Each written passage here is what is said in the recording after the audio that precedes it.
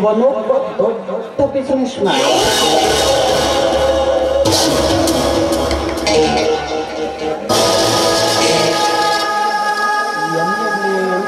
Support ಇಟ್ಟುಕೊಂಡು ದೊಡ್ಡ ದೊಡ್ಡ ಅಧಿಕಾರಿಗಳ ಬೆಂಬಲವನ್ನು ಪಡೆದುಕೊಂಡು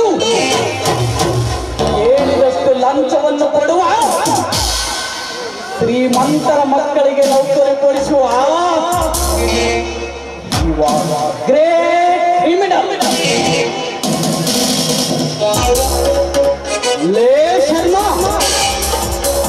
ನಿನ್ನಿಂದ ಆದೆಷ್ಟೋ ಬಡ ವಿದ್ಯಾರ್ಥಿಗಳು ಲಂಚ ಕೊಡಕ್ಕಾಗದೆ ಕಣ್ಣೀರು ತೆಗೆದುಕೊಂಡಿದ್ದಾರೆ. ಕೆಲವರು ಕಷ್ಟಪಟ್ಟು ಓದಿದರೂ ಹುದ್ದೆ ಸಿಗಲಿಲ್ಲ ಎಂದು ವಿಷ ಕುಡಿದು ಸತ್ತು ಹೋಗಿದ್ದಾರೆ. ಅಂದಾಗ ನಿನ್ನಂತ ಧರ್ಮದ ಕುತಂತ್ರಿಯನ್ನು ಈ ಧರ್ಮದ ನಾಡಿನಲ್ಲಿ ಬದುಕೋದಕ್ಕೆ ಬಿಡಬೇಕು.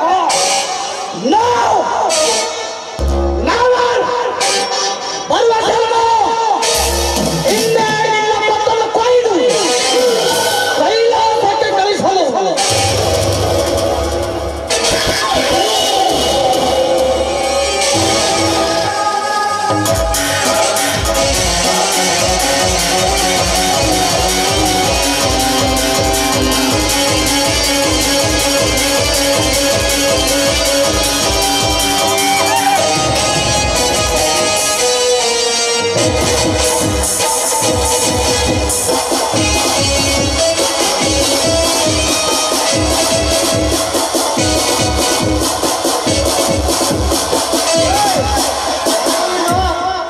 ದಾರಿ ಬಿಟ್ಟು ಸೈಡ್ ನಿಂತು ಸಿಗರೇಟ್ ಸೇದಕ್ಕಾಗಲ್ಲ ಲೋಫರ್.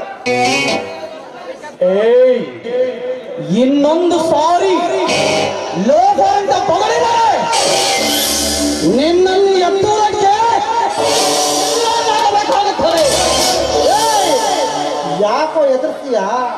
ನಾನು ಯಾರಂತ ಸರಿಯಾಗಿ ಕಣ್ಣು ಬಿಟ್ಟು ನೋಡಿ ಮಾತನಾಡ.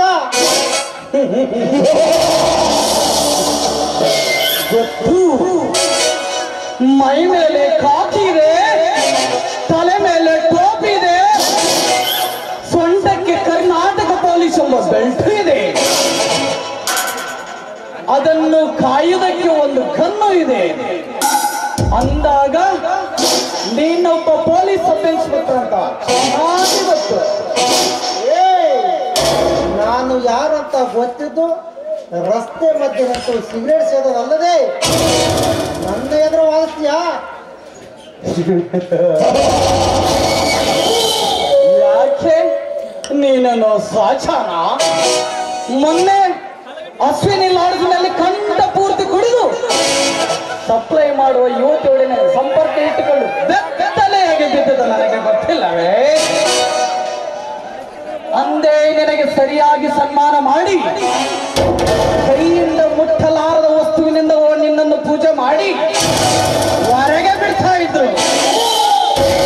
ಅಂದೇ ಸರಿಯಾದ ಸಮಯಕ್ಕೆ ನಾನು ಅಲ್ಲಿಗೆ ಬಂದೆ. ಅವರಿಗೆಲ್ಲ ತಾಳ್ಮೆಯಿಂದ ತಿಳಿ ಹೇಳಿ ನನ್ನ ಕಾರಿನಲ್ಲೇ ನಿನ್ನನ್ನು ಕೂರಿಸಿಕೊಂಡ ನಿನ್ನನ್ನು ಸೇಫ್ ಆಗಿ ನಿನ್ನ ಮನೆಗೆ ಬಿಟ್ಟು ಬಂದೆ. ಅಂದರೆ ನೀನು ದಾಸ, ದೇವದಾಸನ? ಹೌದು, ಅದೇ ದೇವದಾಸನೇ ಈ ದಾಸ. ಸಾರಿ ದಾಸ, ಆವತ್ತು ನನ್ನ ಮಾನ ಮರ್ಯಾದೆ ಕಾಪಾಡಿದ ಪುಣ್ಯಾತ್ಮ ನೀನು. ನೀನಂತ ತಿಳಿದೆ ಏನೇನೋ ಮಾತಾಡ್ಬಿಟ್ಟೆ. ದಯವಿಟ್ಟು ಕ್ಷಮಿಸು ದಾಸ, ದಯವಿಟ್ಟು ಕ್ಷಮಿಸು.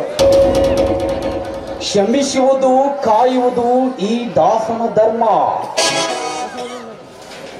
ಆದರೆ ಶ್ರೀಮಂತರಿಗೆ ಸಲ ಹೊಡೆದು ಚಂಡನಾಗಿ ಬದುಕಲು ಬಿಟ್ಟು